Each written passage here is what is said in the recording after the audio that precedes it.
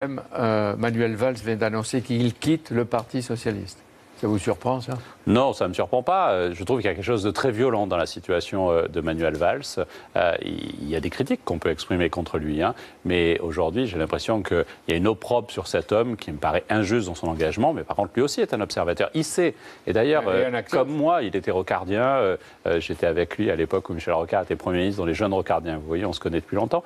Il sait qu'au fond, le Parti socialiste n'a jamais tranché sur la ligne qu'il sépare entre celle qu'incarnaient les frondeurs, une ligne qui n'aime pas l'Europe et qui est un peu nostalgique d'un passé qui n'existe pas, et puis une ligne progressiste. Moi, j'ai rejoint Emmanuel Macron, non pas en pensant qu'il serait président de la République, mais au moment où je me suis engagé, en pensant qu'il était nécessaire de séparer ce Parti socialiste entre les réalistes, ceux qui croient à la possibilité de transformer le pays, et puis ceux qui continuent à être dans une nostalgie d'un passé qui n'existe pas. Emmanuel Valls aurait-il sa place dans la majorité présidentielle, puisqu'il a été élu sans avoir d'adversaire d'En Marche?